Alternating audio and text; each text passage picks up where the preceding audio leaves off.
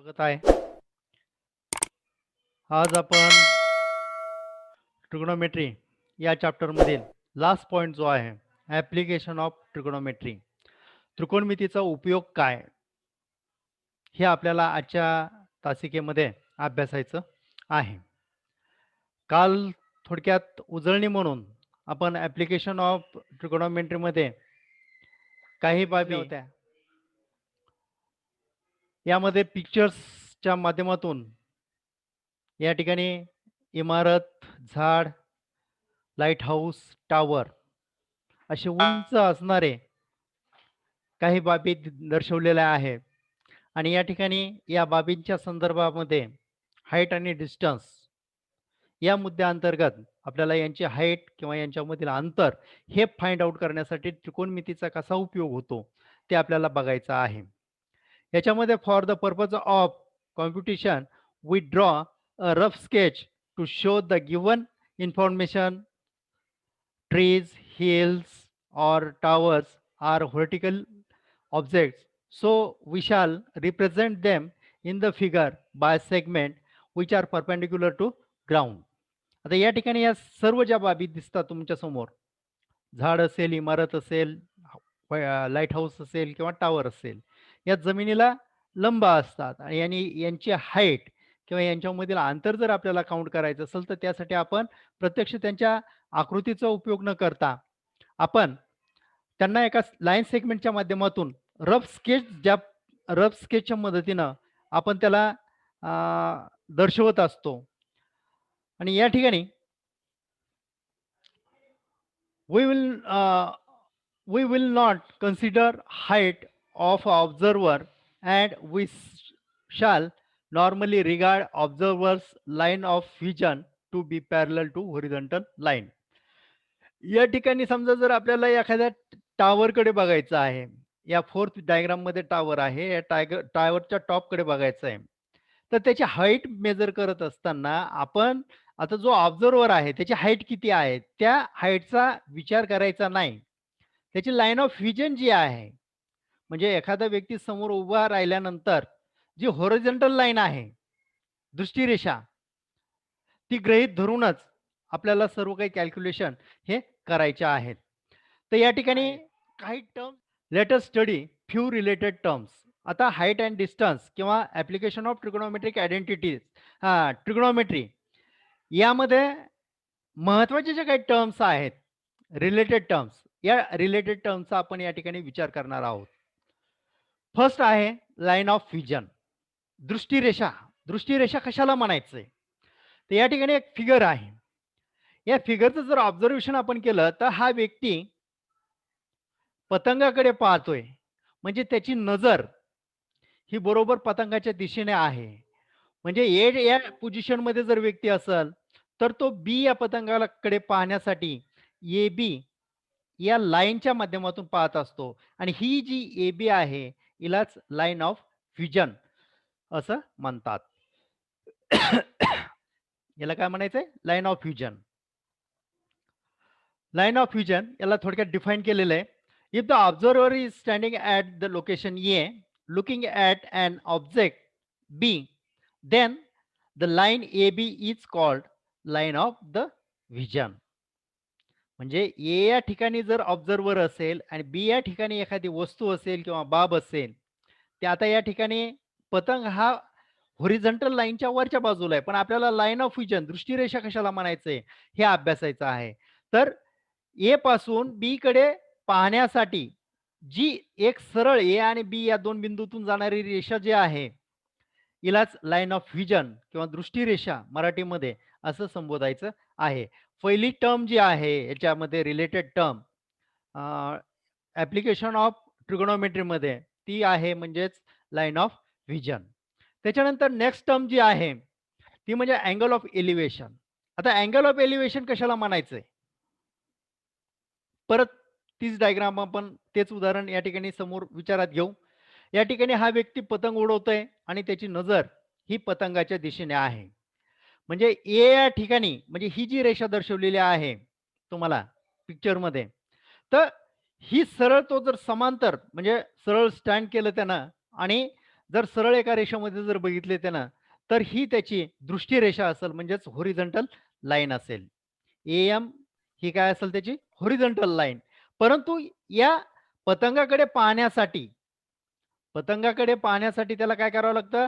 या हॉरिझॉन्टल लाईनपासून क्षितिज समांतर रेषेपासून वरच्या बाजूने काय करावं लागते? त्याला नजर फिरवावं लागते आणि या ठिकाणी जो काही म्हणजे बी या ठिकाणी जो अँगल तयार झालेला आहे BAM तर इनिशियल आर्म जर समजा आपण AM धरली आणि AM पासून तर AB या फायनल स्टेजपर्यंत हा जो अँगल तयार झालेला आहे, या ठिकाणी AB he line of vision आहे. कारण तो पतंगाचं ऑब्झर्वेशन करायला लागलाय आणि इनिशियलमध्ये ही हॉरिझॉन्टल लाईन आहे. तर या ठिकाणी जो अँगल फॉर्म झालेला आहे, यालाच अँगल ऑफ इलिव्हेशन असं म्हणतात. म्हणजे क्षितिज समांतर रेषेच्या वरच्या बाजूनं जर समजा आपल्याला एखादी ऑब्जेक्ट ही ऑब्झर्व्ह करायची असेल, तर त्यासाठी करावा लागणारा कोन जो आहे, त्याला अँगल ऑफ इलिव्हेशन असं म्हणतात. आणि त्याला डिफाईन अशा पद्धतीनं करता येईल. The angle of elevation if an observer at A observer हा ए या पोझिशनमध्ये आहे आणि ऑब्झर्व्हज द पॉइंट बी. आता बी पॉइंटमध्ये काय काईट आहे. या बी पॉइंटच्या दिशेने किंवा काईटला पाहण्यासाठी तो ए पासून ते बी पर्यंतची जी लाईन गेलेली आहे, त्या लाईनमधून त्याला पाहतोय. Which is at the level higher than A. आणि हे ए पेक्षा बी या दोघांचं जर कंपॅरिझन आपण केलं ग्राउंड फ्लोअर पासून, तर बी हा उंच आहे ए पेक्षा आणि higher than A and AM is the horizontal line. AM काय आहे त्याची हॉरिझॉन्टल लाईन आहे. क्षितिज समांतर रेषा आहे. तर या ठिकाणी then the angle BAM is called as the angle of elevation. आणि या ठिकाणी जो BAM म्हणजे ही वरच्या बाजूला असणारी बाब किंवा ऑब्जेक्ट ही ऑब्झर्व्ह करण्यासाठी ऑब्झर्व्हरला नजर वरच्या बाजूला घ्यावं लागते म्हणजे हॉरिझॉन्टल लाईनपेक्षा वरच्या दिशेने. तर या ठिकाणी जो अँगल फॉर्म होतो त्याला अँगल ऑफ इलिव्हेशन असं म्हणतात. ठीक आहे. त्याच्यानंतर थर्ड जे आहे angle of depression. Angle of depression या ठिकाणी जर समजा तुम्ही या पिक्चरला ऑब्झर्व केलं तर या ठिकाणी एक लाईट हाऊस, सागर आणि एक बोट या ठिकाणी दर्शवण्याचा मी प्रयत्न केलेला आहे. तर लाईट हाऊस मधील ऑब्झर्वर हा ए या पोझिशनमध्ये आहे आणि ए या ठिकाणावरून त्याची जी जर आपण क्षितिज समांतर रेषा जर बघितली तर ती या पद्धतीनं एएमच्या दिशेनं आपल्याला त्याची हॉरिझॉन्टल लाईन ही क्षितिज समांतर रेषा म्हणजे त्याचं ऑब्झर्वर जर सरळ या ठिकाणी असेल ए पॉइंटमध्ये तर त्याची क्षितिज समांतर रेषा ही एएमच्या दिशेने असेल. पण सीपला पाहण्यासाठी हे जे सीप आहे सागरामधलं याला पाहण्यासाठी याला ऑब्झर्व करण्यासाठी या ऑब्झर्वरला काय करावं लागेल त्याची नजर खालच्या दिशेने झुकवावी लागेल. म्हणजे सी या ठिकाणी जर सीप असेल त्याला पाहण्यासाठी एसी या डायरेक्शन मधून त्याला सीपला ऑब्झर्व करावं लागेल. इथे पठाण आवाज बंद कर, म्यूट कर. तर या ठिकाणी खालच्या दिशेने म्हणजे ही लाईन ऑफ फ्युजन झालेली आहे. इनिशियली हॉरिझॉन्टल लाईन ही इनिशियल आर्म आहे आणि फायनल आर्म जी आहे म्हणजे ऑब्जेक्टला ऑब्झर्व करण्यासाठी या ऑब्झर्वरला खालच्या दिशेने बघावं लागलं. तर ही लाईन ऑफ फ्युजन आहे. तर या ठिकाणी जो काही अँगल फॉर्म झालेला आहे यालाच अँगल ऑफ डिप्रेशन असं म्हणतात. याला अवनत कोन मराठीमध्ये अवनत कोन म्हणतात आणि अँगल ऑफ इलिव्हेशन म्हणजे उन्नत कोन. वरच्या दिशेने तयार झालेला उन्नत कोन आणि खालच्या दिशेने तयार झालेला जो असतो त्याला अवनत कोन असं संबोधायचं आहे. थोडक्यामध्ये याला जर डिफाईन करायचं झालं तर angle of depression that is if an observer at A observes the point C which is at level lower than A. या ठिकाणी सी आणि एचा जर आपण विचार केला आणि ग्राउंड लेवलवरून त्या दोन्ही पॉइंटची जर आपण हाईटचा विचार केला तर निश्चितच सी हा बिंदू ए पेक्षा खालच्या बाजूला आहे.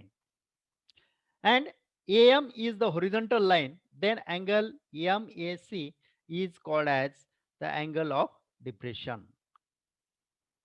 म्हणजे उंच भागावरून जर एखादी ऑब्जेक्ट आपल्याला ऑब्झर्व करण्यासाठी क्षितिज समांतर रेषा जी आहे, त्या क्षितिज समांतर रेषेच्या खालच्या बाजूला जर समजा ऑब्झर्व्हरला ऑब्जेक्ट ऑब्झर्व करायची असेल, त्यावेळेस झालेला जो काही कोन असतो लाईन ऑफ व्हिजनशी आणि हॉरिझॉन्टल लाईनशी, या कोनाला अँगल ऑफ डिप्रेशन असं म्हणतात. तर याच्यामध्ये शेवटच्या पॉइंटमध्ये ॲप्लिकेशन ऑफ ट्रिग्नोमेट्री याच्यामध्ये महत्त्वाच्या 3 टर्म्स आहेत.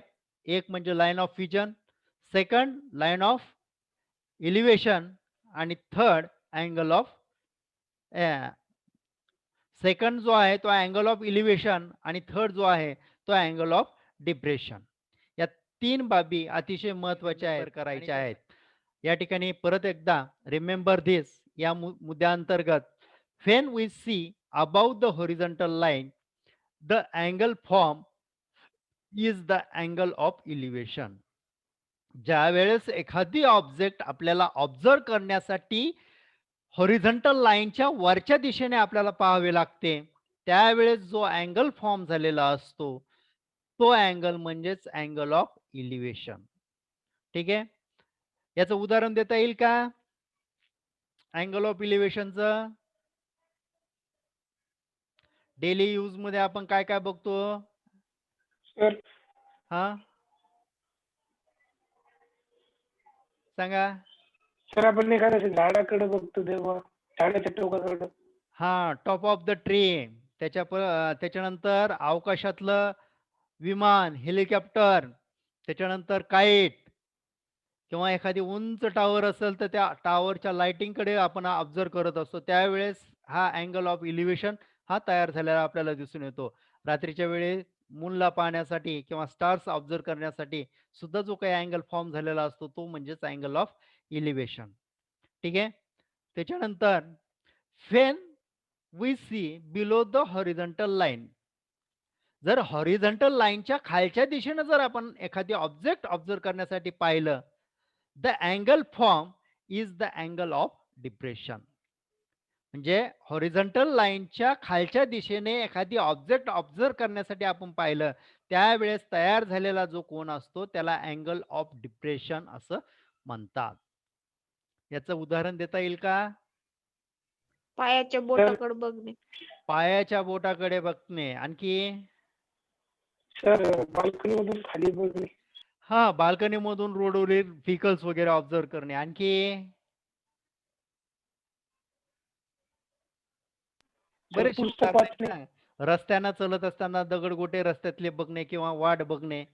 हा, जर आपण हॉरिझॉन्टल लाईन मध्ये सरळ चालायला लागलो, पांदीच्या रस्त्यानं चालायला लागलो किंवा पाऊल वाट असेल तर त्या पाऊल वाटेनं चलत असताना आपण जर हॉरिझॉन्टल लाईन मध्ये जर चालायला लागलो, व्यवस्थित चालता येईल का आपल्याला? नाही. मधून आपल्याला काय करावं लागेल, खालच्या दिशेने अँगल ऑफ डिप्रेशन त्या ठिकाणी फॉर्म करावं लागेल आणि ज्या ज्या ठिकाणी कर्व वगैरे असेल, टर्न्स असतील, त्या पद्धतीनं त्या पाऊल वाटांना आपल्याला चालवावं लागेल. म्हणजे त्या ठिकाणी अँगल ऑफ डिप्रेशन हा तयार झालेला आपल्याला दिसून येईल. हा, आणखी? Reading books. हा, रीडिंग बुक्स जे आहे ते सुद्धा अँगल ऑफ डिप्रेशनच येतं. बरेचसे उदाहरणं आहेत. तर या 2 बाबीचा म्हणजे angle of elevation, angle of depression आणि लाईन ऑफ व्हिजन या 3 बाबी जर तुम्ही विचारात घेतल्या तर त्यावरून सहज आपण एक्झाम्पल्स हे सॉल्व्ह करू शकतो. ठीक आहे. तर ऍप्लिकेशन मध्ये आपण काही एक एक्झाम्पल्स स्टार्टिंगला या ठिकाणी अभ्यासणार आहोत. From this is solve example from your book. In this example given that an observer at a distance of 10 meters from a tree look at the top of the tree. The angle of elevation is 60 degrees. What is the height of tree? And here the value of root 3 is given is equals to 1.73. ज्या ज्या वेळेस तुम्हाला अशा पद्धतीने values दिलेल्या असेल त्याच व्हॅल्यूजचा उपयोग एक्झाम्पल सॉल्व्ह करण्यासाठी करायचा आहे. ठीक आहे. त्यानंतर आता या एक्झाम्पलच्या अनुषंगाने मी ही डायग्राम म्हणजे हे पिक्चर तयार केलेलं आहे. ठीक आहे. एक ट्री आहे, एक ऑब्झर्वर आहे आणि तो काही अंतरावर आहे. आता एक्झॅक्ट त्याचं अंतर झालं किंवा ट्रीची हाईट झाली किंवा या ठिकाणी तयार झालेला अँगल हे मॅच होणार नाही. पण त्या अनुषंगाने मी तयार करण्याचा प्रयत्न केलेला आहे. या ठिकाणी हा observer 10 meters away from the tree. ट्रीपासून तो किती अंतरावर आहे? 10 मीटर अंतरावर आपल्याला दिलेला आहे. तो या झाडाच्या टॉपकडे बघत आहे आणि टॉपकडे पाहत असताना त्याला अँगल ऑफ इलिव्हेशन म्हणजे हॉरिझॉन्टल लाईनच्या वरच्या बाजूने त्याला पाहावी लागते. म्हणून या ठिकाणी तयार झालेला जो अँगल ऑफ इलिव्हेशन आहे तो 60 डिग्रीज आपल्याला दिलेली आहे. तर यावरून आपल्याला what is the height of the tree, त्या झाडाची उंची किती आहे ती कॅल्क्युलेट करायची आहे. ठीक आहे. Let A B.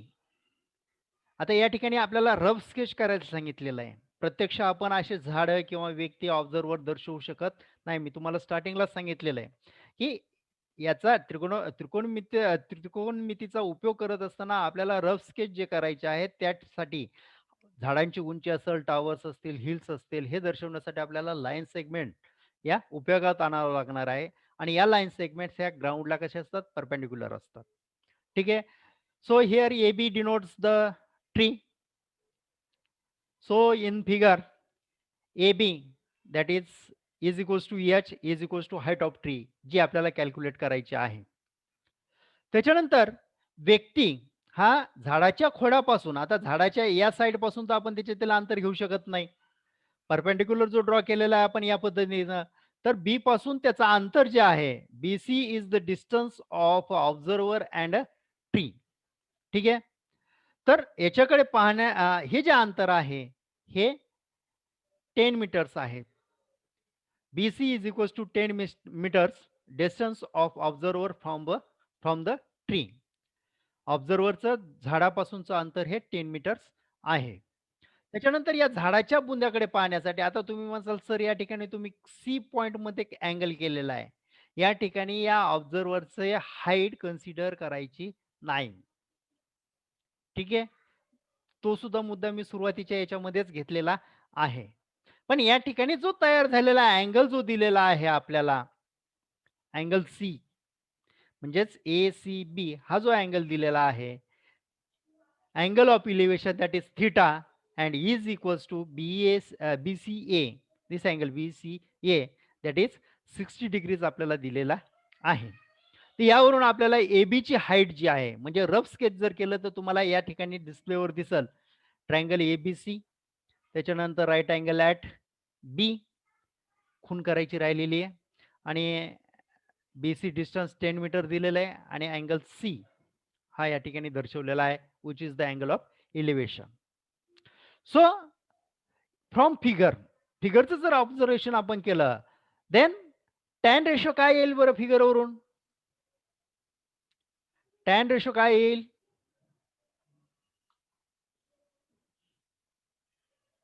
AB upon BC. AB छेद BC. AB छेद BC म्हणजे opposite side upon adjacent side that is AB upon BCA. Okay. त्याच्यानंतर या ठिकाणी थीटा अँगल BCA याचं मेजर आपण थीटा कन्सिडर केलेला आहे. मग टॅन हे याला आपण नंबर 1 चं इक्वेशन मानू आणि थीटाची किंमत किती आहे या ठिकाणी 60 डिग्रीज आहे. म्हणजेच टॅन 60 बरोबर काय येईल? वर्गमुळात 3. वर्गमुळात 3. म्हणजे या ठिकाणी जो थीटा अँगल आहे तो 60 चा आहे आणि ही 60 किंमत आपण टॅन थीटा याच्यामध्ये या ट्रिग्नोमेट्रिक रेशोच्या अनुषंगाने जर आपण 60 चा रेशो जर बघितला त्याची किंमत जर बघितली तर टॅन 60 इज इक्वल्स टू √3 हे अशा पद्धतीचं इक्वेशन आपल्याला मिळेल. याला सेकंड नंबरचं इक्वेशन असं मानू. त्याच्यानंतर फ्रॉम इक्वेशन 1 अँड 2 आता दोन्ही इक्वेशनचा जर आपण विचार केला या ठिकाणी टॅन थीटा आहे या ठिकाणी सुद्धा टॅन 60 घेतलेलं आहे आणि थीटा इज इक्वल्स टू काय 60 आहे कारण हा अँगल जो केलेला आहे सी पाशी हा कितीचा आहे अँगल 60 चा आहे. So LHS of both equations are same. So we can compare their RHS. जर त्यांच्या डाव्या बाजू सारख्या असतील तर त्यांच्या उजव्या बाजू या निश्चितच सारख्या असायला पाहिजे. So we have AB upon BC is equals to काय येईल? AB upon Root BC is 3. Equal √3. आता या ठिकाणी AB अपॉन BC, BC हे डिनॉमिनेटर मध्ये आहे आणि ते RHS ला गेल्यानंतर काय होईल? न्यूमरेटरला जाईल. इथं डिवायडेड आहे. AB divided by BC. BC न डिवाइड केलेलं आहे AB ला आणि ते जर उजव्या बाजूला गेल्यानंतर काय होईल? मल्टिप्लाय होईल. म्हणजेच lastly we get AB is equals to BC √3. ठीक आहे. BC √3 आपल्याला या ठिकाणी मिळालेलं आहे.